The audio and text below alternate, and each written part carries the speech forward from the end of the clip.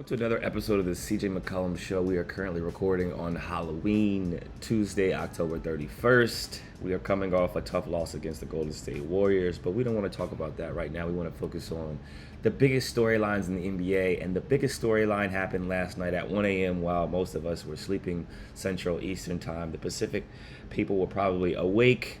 James Harden was traded to his choice, I'm guessing, his first choice, the Los Angeles Clippers. This was an ongoing saga that started in the summertime, I believe, with James basically saying he preferred to not play for Daryl Morey. He basically talked about how he was a liar, amongst other things, and then began to have issues with being around the team. I think there was personal reasons why he wasn't around the team for a little while, and ended up coming back. And based on the stories, I don't have all the information. Based on the stories, he tried to get on the plane. He wasn't able to get on the plane. And then he came and worked out and began his ramp-up process of returning to play. I think he was gone. Cassidy, correct me if I'm wrong. He was gone about 10 days away from the team. Was on the bench last night or a couple nights ago at the game, was with the team, and this trade is not surprising, but I think the timing of it was surprising for me and probably for a lot of people because of it happening at 1 a.m. And I think we can get into the specifics of the trade. For those that aren't aware, it's very early here. Specifics of the trade. When did you find out? Not at 1 a.m. No, I found out at 7:30 a.m. I was asleep at 1 a.m. How'd you find out? My group chat. I have a group chat that's titled NHF, No Hard Feelings. There's an interesting collective group of people who are in sports and entertainment. And it was there. The Woj post was actually there with, lots of comments below it. Some people not knowing who was in the trade, because obviously at 1 a.m. it just said that there was a trade happening, but it didn't announce who was a part of the trade. So I thought that was very interesting. So then I began to scroll, and luckily for me, it was morning now at this point. So the trade details had been finalized, and I think there's still like a pick swap that hasn't been announced yet. Yeah. So wait, what was like the overall consensus in that group chat? Because it sounds like this group chat is like the group chat to be in. Not that I'm asking for an invite. All I'm saying is I want to know. There's some really good NBA players in this group chat, and some artists. One name. Give us one name. I'll give you two: Seth Curry. Okay. KD. And KD. Wow. I just stopped there. That's enough. That's enough. I'm sure KD will put something out on Twitter at some point, even though he slowed down a little bit on Twitter. He's locked in. He's locked into the season. So it's just so everybody's just reacting. Because look, I mean, you talk about the timing of when the trade happened. How about the timing of just the trade overall? Like, this has been the biggest story all off season, and now we're a week into the season, and it happens now. What do you think of the timing? First of all, let me just get the specifics out. James Harden, PJ Tucker, Philip Petrusev got traded for Nicholas Batum, Robert Covington, Marcus Morris, KJ Martin, 2026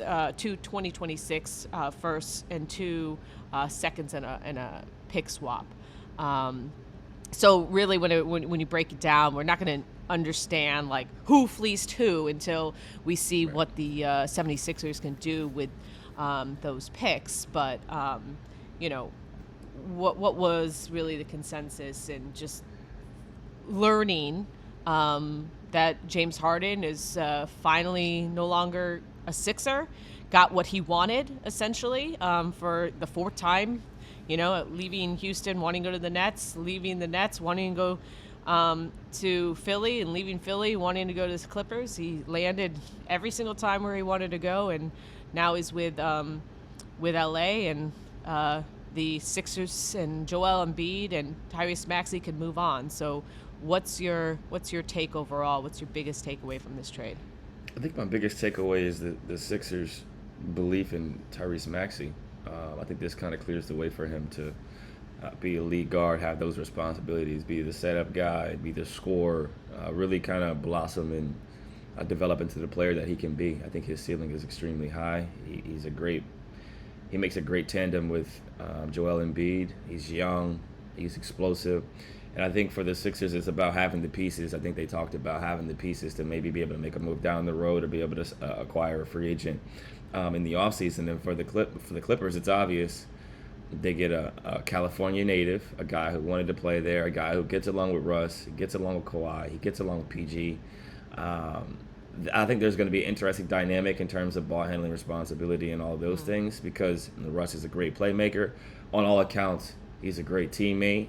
He's a leader of that team. He's the one that kind of organizes and keeps everything moving and going. He's the one that holds people accountable. He's been fitting in nicely with them. He's been fitting in nicely, finding his groove with them. So we saw them together in Houston. It didn't always work out. So I wonder, when you give up that much and been seeking to bring him on board, what is that going to mean for Russ in terms of bringing on James? Yeah, Russ is the type of player that can figure it out because he plays so hard and he plays so fast. But James is very ball dominant, like pick and rolls, ISO situations. I'm just wondering which version we're going to get in terms of the scoring James, the playmaking James, the combination James, how they kind of play with the lineups. Obviously, T. Lue is a wizard with ability to draw up timeouts to get the most out of players. But do they go big? Do they go small? Zubac, like they got a lot of question marks in terms of rotation and how they do it. I think T-Man is still hurt, so they don't have to worry about figuring out his minutes right now. They lose some really good role players. Cub is a really good role player. Batum, a guy that does all the dirty work. Both of those guys shoot the three at a high clip, but they're efficient players who don't need the ball, right? You got catch and shoot guys. You got low maintenance guys who aren't going to complain about touches, aren't going to complain about minutes. They're just going to be consummate professionals. So I think this is just an interesting dynamic to where if there's buy-in, I'm sure there's not going to be any issues, but I think it's just going to take time for the chemistry and camaraderie to kind of kick in. As a team in the West, does this trade change the way you view the Clippers as a challenge? Or is it keep them in the same space they were before? Because they were contenders with how they were before this trade. I think it's too early to tell. They're contenders with James. They're contenders without James, for sure. Depending on how to utilize him, they should be better, I would imagine. Like a Hall of Fame level player who's averaged 30 and 10 at one point, I think he led the league in assists last year, 20-something and 10 assists.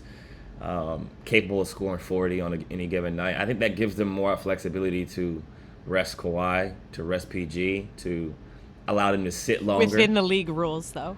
By rest, I don't mean like games. I mean within the game. Sit longer. Like maybe they play in 30 minutes instead of 34, 32 minutes instead of 36. Like those 3 to 5 minutes a game where they could just sit on the bench a little longer to allow maybe Russ is rocking out, maybe James is rocking out, maybe it's James and PG out there. Then you sub one of those guys out, now you got Y back in there. I think those strategic ways to rest within a game to keep the minutes a little lower, similar to what the Lakers were trying to do with Bron, but then it kind of didn't work out for a couple games. The mileage and the minutes over the course of all their careers, 12 years, 13 years, 14 years, 15 years, depending on the player you're talking about, being able to get 3 or 4 minutes a game less over 82, or let's say they play 70, that's a lot of minutes. If it's 3, 7, 14, 20, that's 120 minutes. You know what I mean? Like, yeah. Or more. Yeah. Look, you brought up a good point about how they're going to use him. I know James, last year, you as you mentioned, led the league in assists, changed his game in terms of, being more of a playmaker. And, there were some frustrations around that change, obviously, because he knew that it was Joel Embiid's team and he needed to play to fit Joel as best as possible. But with a team that has, Kawhi and Paul, they don't need, the scoring leader James Harden, and is he that anymore? What do they need James Harden to be alongside Kawhi and PG? Because when we think about the big trades this summer. I think Dame was a trade where it's like, insert superstar right now. Drew Holiday is insert a star, but we know that he's behind Jalen and Jason, and if you want to argue, Kristaps, depending on what's going on there. When we look at what's going on with the Clippers, this is Kawhi and PG's team. This team, their success lies on the back of Kawhi and PG. Am I wrong?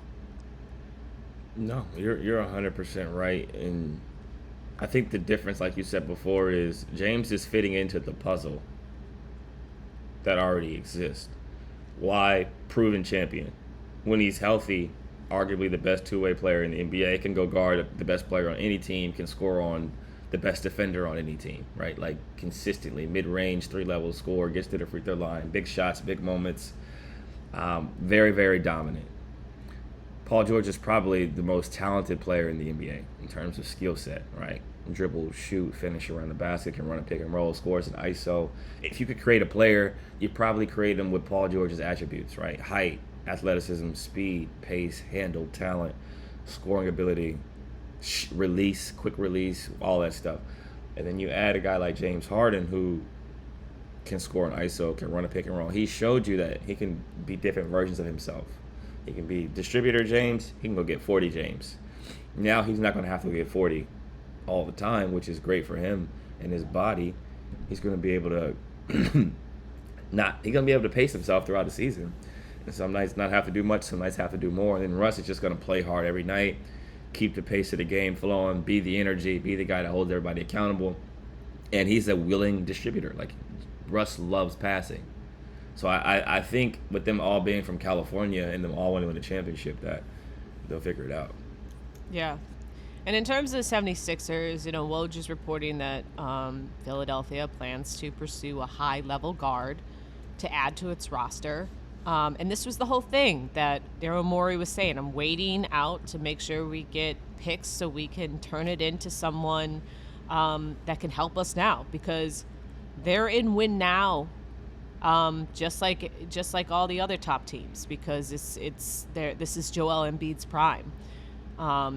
And so when you think about what's happening with the 76ers, yes, early returns show that Tyrese Maxey is ready for the spotlight. But when you look at that roster, what do you think? What type of player? Obviously, they're not going to get Drew Holiday. But what type of player do you think could put them into that top tier? Because I think right now, everyone's talking about Milwaukee and Boston as the top tier in the East.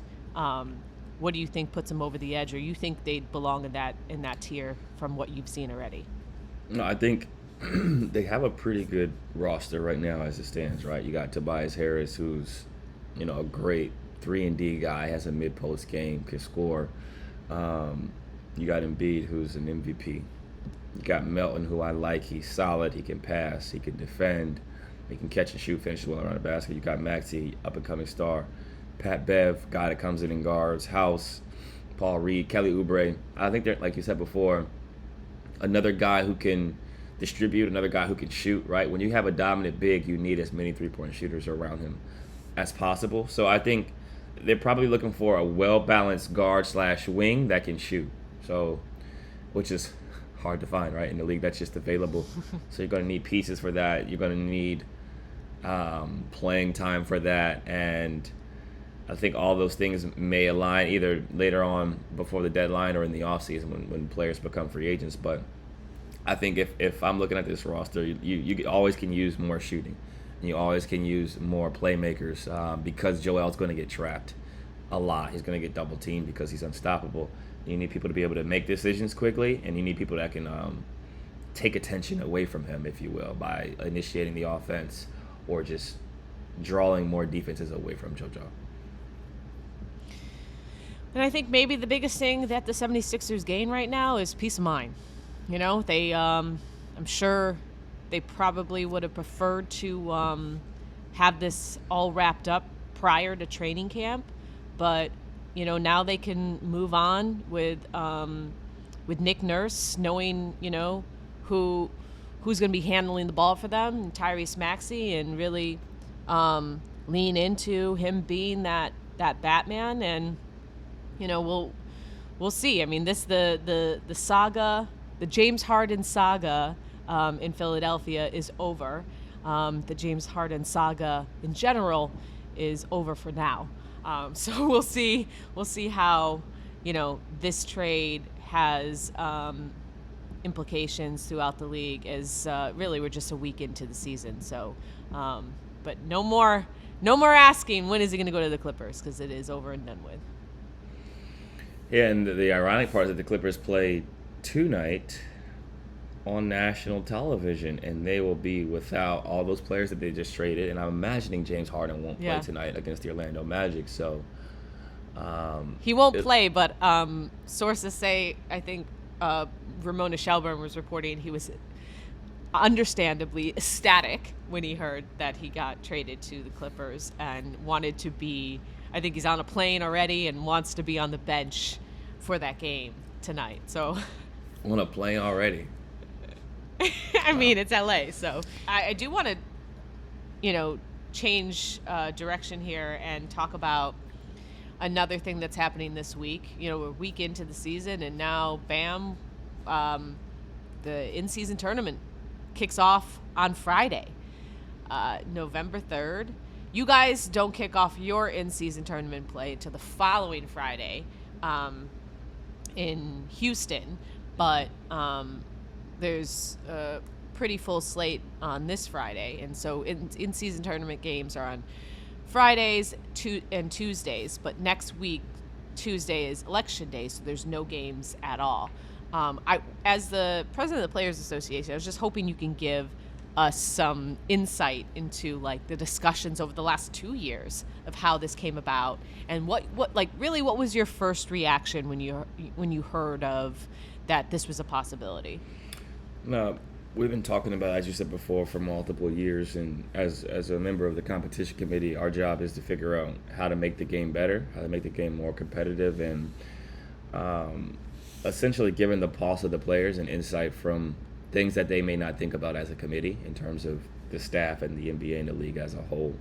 And in our conversations, one of the things that came up was obviously looking at European basketball and soccer as well, and how they've kind of figured out ways to make the regular season more intriguing, how to make games more valuable, not only to the players but to fans as well. That engagement, that interaction, and looking at something like the playing game, right, where people kind of frowned upon it early on, and then it became really competitive. It made the league more competitive, and it gave more teams an opportunity to compete for something outside of the Larry O'Brien Trophy, while competing for the Larry O'Brien Trophy, if that makes sense. And I think the cool part about the play-in tournament was that, one, it gave us a chance to make the playoffs twice, when I played for the Trailblazers and when I played for the Pelicans, but it also gives young teams an opportunity to compete in a playoff atmosphere. It makes a random game in March or April really, really important for a team that would normally be out of the playoff picture.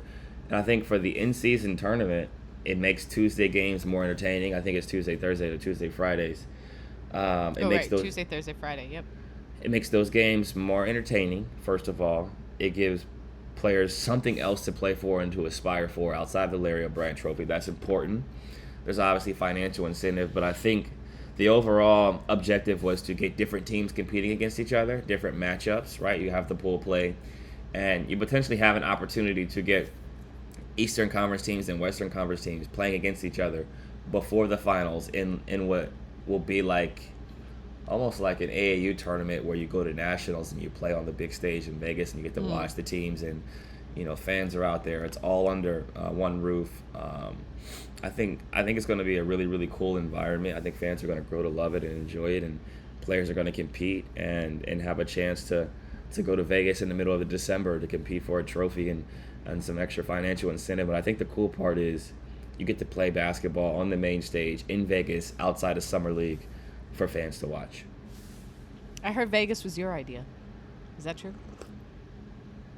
I was not against it. I may have recommended Miami and Vegas as two very viable options that I think. Do you hear that, NBA players? That I think this man is looking out for you in more ways than one.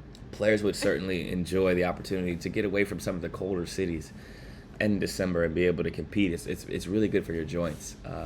Really, really good for your joints to be in warm weather consistently in the winter. That's your president, y'all. That is your president.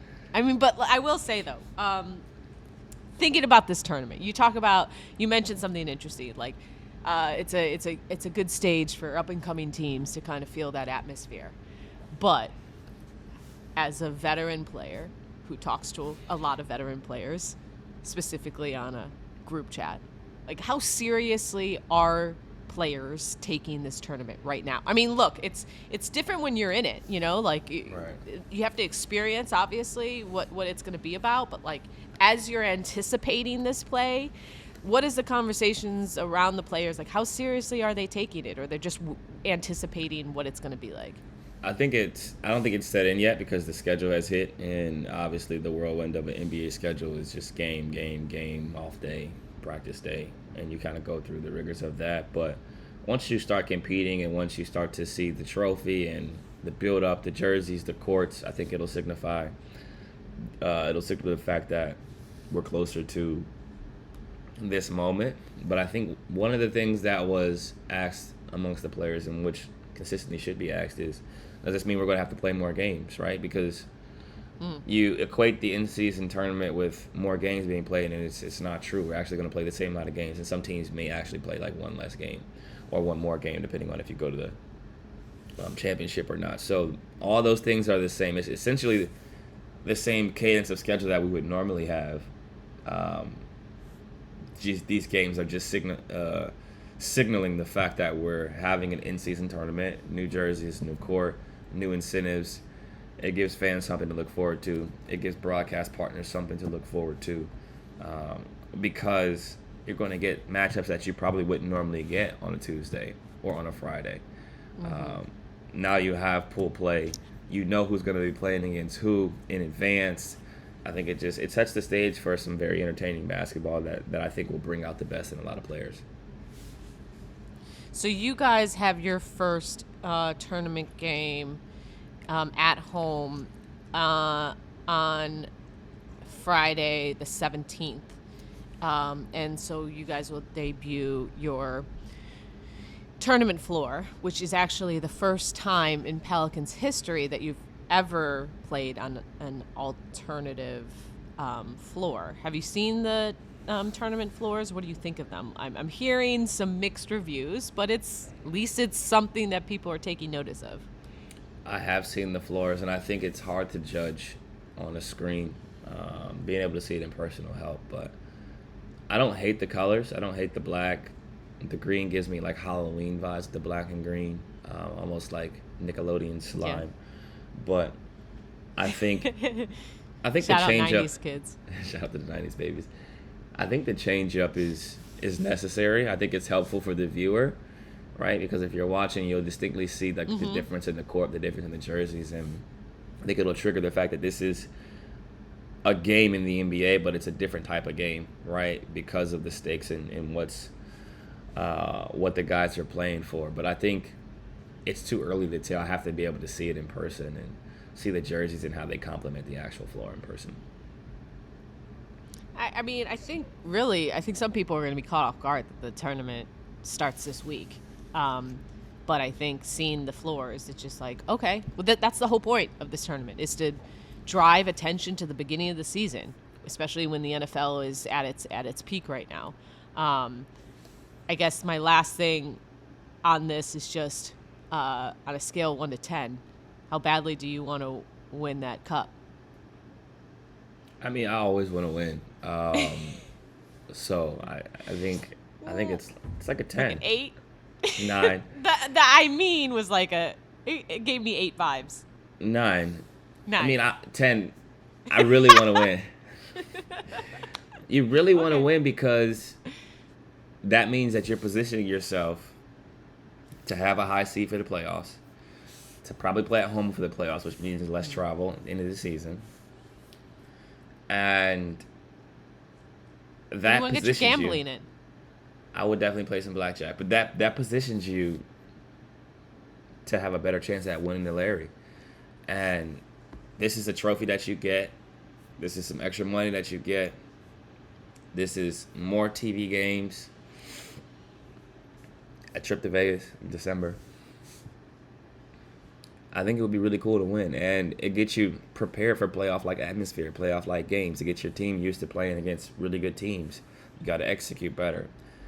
You have to be more crisp. You got to box out. You got to do all the little things better when you're playing against better teams, and some of the bad habits that you have can't carry over against certain teams, or you'll get exposed, kind of how we did last night.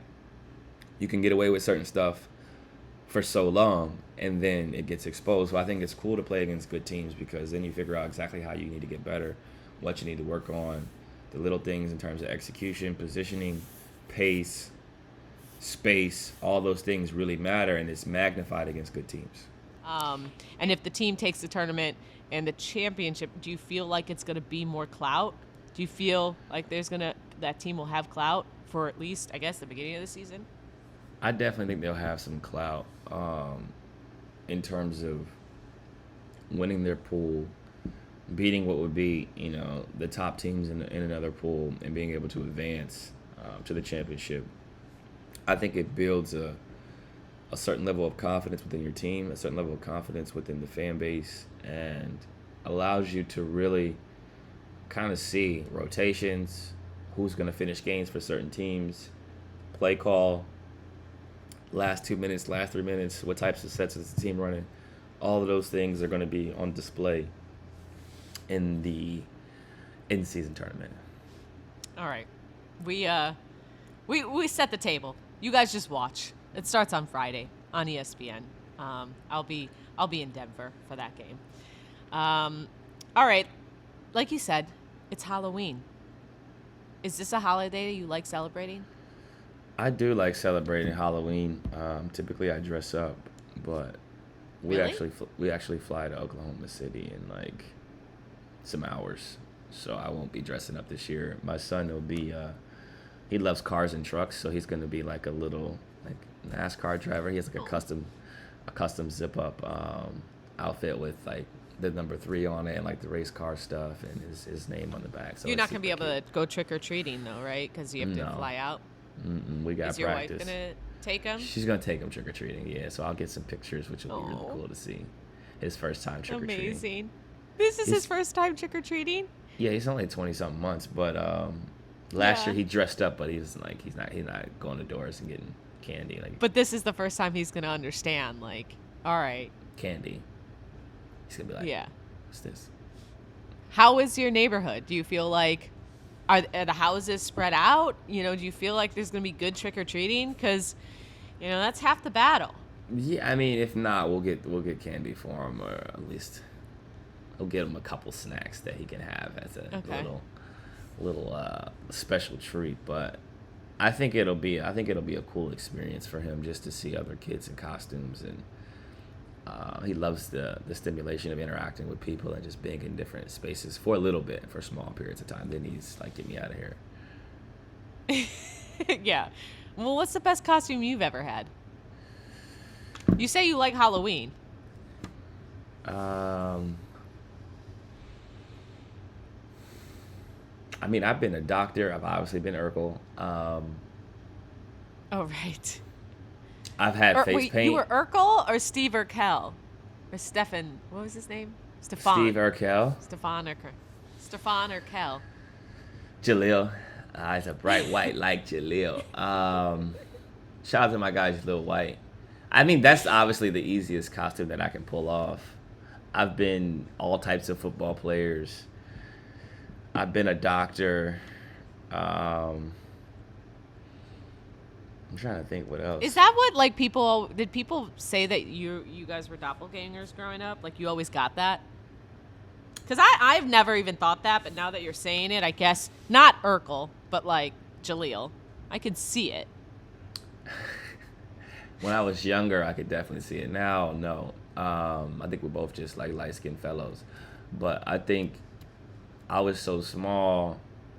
Oh right. He was so small, so it was just like there was more of a comparison to his younger days. But now, as an adult, like even just seeing him in person, I just started laughing because I was like, I don't really see it. Yeah. Okay. No, yeah. When you talk about how small you were when you were younger, okay. Now it's all coming. All right. So that's a good costume. In terms of the top tier candy, like, are you guys now? If people know that it's, CJ McCollum's house, do you feel pressure to hand out full size candy bars? No, I don't even No? get candy.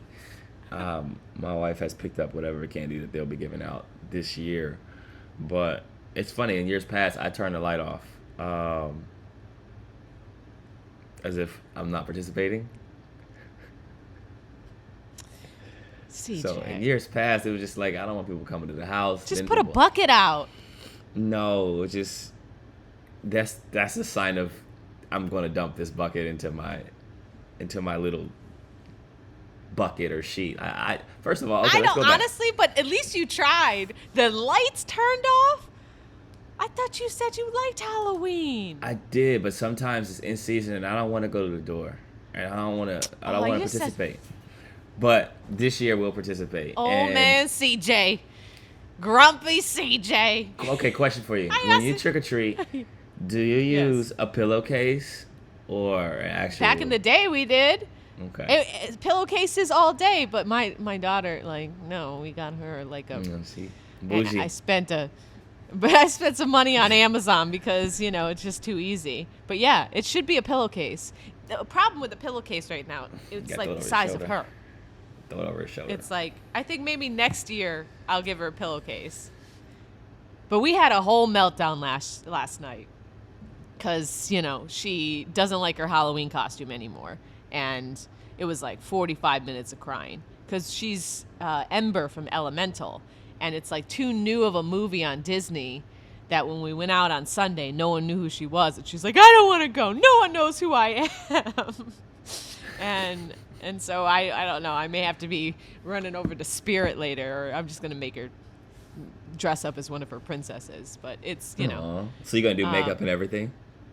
for her. I mean, I bought some orange face paint for her to continue to be Ember, but it's just it was a real drama. She was stressed about her Halloween costume last night. Really stressed. But that's what I mean. Halloween's everything. Like, I did not like Halloween, I guess, as like a young adult and like a teenager. I was just like, whatever. But as a kid and, now as a parent, like, it is honestly one of the best holidays of the year just to experience. Like, I mean, it's like childhood wrapped up in one holiday.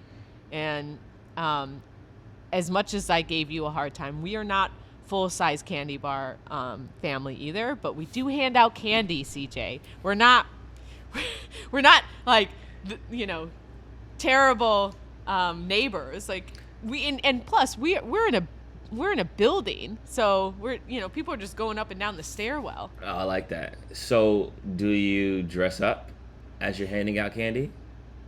So that's another problem, is that I'm also Ember and my husband was Wade, which is the water guy. I don't know if you know this movie, but No. she doesn't want to be Ember anymore. And then so she's like, well, I'm going to be a princess and I don't have a family because we're not, because I don't have a Belle costume. I'm not going to throw that on. So that's the drama in our household. But yeah, I dress up with her. Like last year, she wanted to be Maleficent, and I was the evil queen. My husband was the devil, so we had like a villain thing going on. That's cute. Like, yeah. That is But- cute. So you're participating now because you didn't participate as a kid, and I think for adults it's fun because you have adult Halloween parties with adult beverages and Yeah. adult-like fun. Well, I didn't do that ever, and then last year was the first time I had ever done anything like that, and it was so fun. You're gonna learn. I been kind of a lame for the majority of my life. Didn't really Still go time. out. There's still time There's to still overcome time that. for me to catch up. But yeah, I Halloween had a parties are shout- fun. Shout out to my guy Dame. Dame used to throw Halloween parties every year, and we used to have a great time and then play a game the next day, which was always interesting. No, I think when I went to that Halloween party, it felt like, it felt like I was young again, because it's just you're just throwing out all of your preconceived notions of what to do at a party. But I love hearing about like Dame throwing a good Halloween party. Is this where you dressed up as football players and Steve No, Urkel? this is when my wife and I would wear matching Halloween outfits, but the Halloween party would be so good that I would forget what I was. Okay. So I can't remember what I was, but it was something that matched. So, I mean, sometimes we do. I can't remember, but we would have matching, and then we would also do a Christmas themed party where we do Oh, pajamas. that's cute. Well, Yeah. in summation, you started this conversation about Halloween by saying you really like Halloween, and I think we can all determine that you sorta are kind of maybe like a little bit into Halloween, but not really. So that's fine. We don't. It's fine. It's true. I'm glad your wife is handing out candy tonight, or at least put the bucket out. Yeah, The we'll no do light that. thing, it's going to be a hard recovery from that. But I think a good place to finish off strong here is the Pelican brief.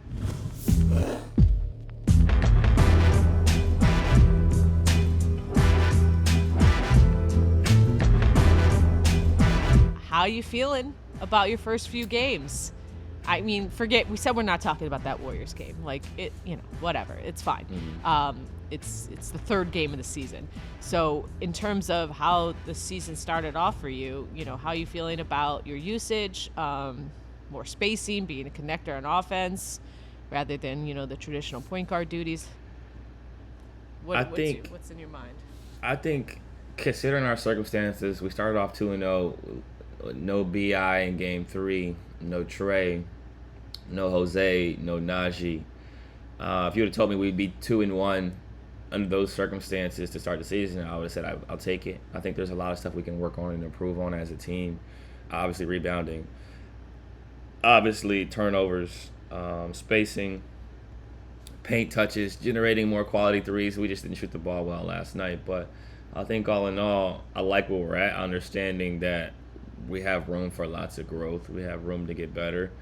For me, it's just about, like you said before, figuring out how I can impact winning, taking care of the ball, being better defensively, being more engaged in pick and roll coverages, being help side, being vocal, attacking the basket, generating quality threes, knocking down shots. I'd like to shoot the ball a little bit better, especially with some of the looks I'm getting, but it'll come.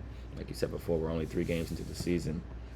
But I think our spacing and our flow is good at times. It's not good consistently yet, and that's going to take time for us to get used to the lineups, get used to spacing, pace, play calls, and the flow. And it also helps when you get more stops. And last night we didn't get as many stops as we would have liked, and then when we did get stops, we didn't rebound the ball, so that made things very difficult. But I think we have room for growth, but are playing quality basketball. We just have to be able to sustain quality basketball for longer periods of time, especially the third quarter.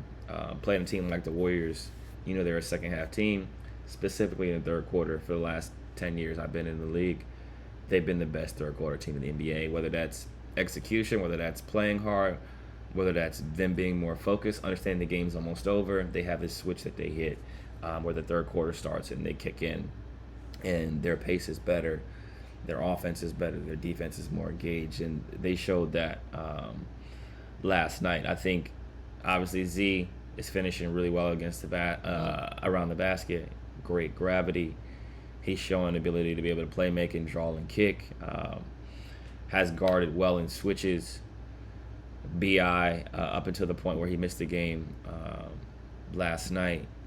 Obviously, the mid-range is his bread and butter. He gets to his spots. He raises up. He's passed well when he's been put in position to run pick and rolls and have playmaking duties.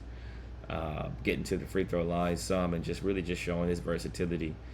I think our younger guys are continuing to get better. They're continuing to get more comfortable in their roles. And for us, it's just about making sure that we start games with energy, starting games executing, and we start halves and quarters with execution and energy. And I think that'll build momentum that we can kind of ride into the second half and into the fourth quarter. But I think going into this OKC game tomorrow, we play a really young team who's good. They're fast, they're skilled, They obviously are led by the Skims model, Shea Gilgeous-Alexander, who I mean, now you all are, to be yeah, honest. and Now we all that are. there's a, but here's the thing. Shout out to Kimberly because Skims does work for people who need it, and you basketball players do not need it. But I'll just leave that there. Well, I'm wondering if I'm going to get some Skims, but I'll talk about OKC first. They are good. They're a league pass must watch. They got talent, they got length, they got shooting, they got playmaking. Shea's a beast. Great start stop. He's got tremendous breaks in terms of being able to accelerate and stop on a dime and raise up. He's got a step back, finishes well around the basket, draws fouls, shooting a three with regularity and consistently. Giddey's another great playmaker, big, can finish around the basket. Dort guards and shoots and scores. The big fella Chet blocks shots. He's a rim protector. He's efficient. I'm forgetting someone. The Jalen's. The Jalen's are very good. Yeah. Yep. They got a good team. They're young. They got 1,000 picks. It's going to be really interesting to see how they build out that roster. But that'll be a good game for us. And this is going to be our first back-to-back, which is brutal. We'll play at OKC, fly back, play Detroit the next night. And as we've seen, outside of a couple teams this season, those back-to-backs early in the season take a little adjusting on the body, on the mind. So you got to get sleep, you got to hydrate, and you got to make sure you're taking care of yourself. I think I'm supposed to talk about our defense. I didn't talk about our defense. Okay, go ahead. Have at it. Our defense has been good outside of the Warrior game, second half of the Warrior game. We're doing a better job of keeping the ball on the sides. We're doing a better job of figuring out whose hands we should get the ball out of, although we didn't get the ball at Steph's hand enough last night. I think the growth is there. I think we'll be another top 10 defensive team this year, which is indicative of a playoff team. We just got to rebound better, and I think that'll come with guards like myself. We got to box out more regularly and hit the glass to help the big. So I'll leave the defense there. Steph is very good at basketball, for those that don't know. He shoots the ball really well. And I think what makes it so hard is their team's basketball IQ. Obviously, he's good. He's in shape. He can run around. He can shoot crazy degrees of difficulty. Can finish around the basket. But Draymond and that team with CP, the screens, how they screen, when they screen, where they screen, the actions that they run on the backside to kind of occupy the nail, occupy the weak side. It frees him up consistently, and all he needs is a second of daylight. And then once he gets hot, he's hitting ridiculous shots. But he's definitely in the MVP conversation. I think Joker, with them being 4-0 and him just being so dominant, so skilled, it's like they lost some players. They lost Bruce Brown, and they haven't missed a beat at all. They look really, really good, really polished. Jamal's playing great basketball. Pope. I like Peyton Watson a lot. He's an Excel guy.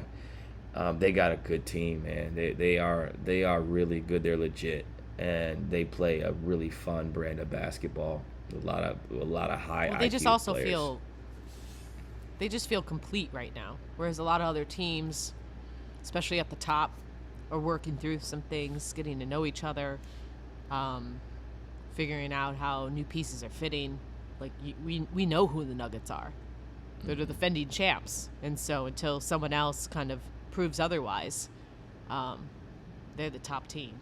I do want to say, you mentioned that Oklahoma City has 1,000 picks. Just some further trade details. According to Woj, the Clippers are sending a 2027 first-round pick swap to Oklahoma City, which cleared the way for OKC to move a protected 2026 first-round pick to the 76ers. And the Clippers are sending a 2024 and 2029 second-round pick to the Sixers in that deal, too, sources said. I have no idea what I just said. All I know is that the Clippers didn't really have that many picks to begin with to send to make this trade happen, so that the OKC is the team they brought in because, like you said, they have 1,000 picks to make this trade kind of happen. I think maybe that also contributed to why this has taken so long. So yeah, that they're just draft merchants, and they, like they have all of it. And another thing, you didn't take advantage of the opportunity to dress up last night. Jose Alvarado did, as he was like the Saw character. Is he the only guy who dressed up on your team? Trey Murphy was the referee. Amazing. I will say, I think you kind of had like an easy costume you could have been, you know, because after Larry Nance Jr. tweeted that image of, you know, Zion as Bowser, you as Mario, and B.I. as Luigi, like, you guys really dropped the ball there. You kind of just, you know what you were? A walking version of a light out on Halloween. You put your lights out last night. You put your lights out last night. You could have done it. I should have been Mario. I did drop the ball on that. I 100% should have been Mario. And I think that leads us to our next question. The video game you played most as a kid. So, okay. So I of the Sega Genesis era. Okay. And I didn't really play a lot of video games, but what I did play was the Aladdin game. Oh, wow. Do you remember that game? I do remember the Aladdin game. I thought you were going to take it back to the duck hunting game where, like, you shoot, it goes up on the wall and you shoot it. No. I mean, look, I played, like, Oregon Trail and, like, Lemmings because I'm that old.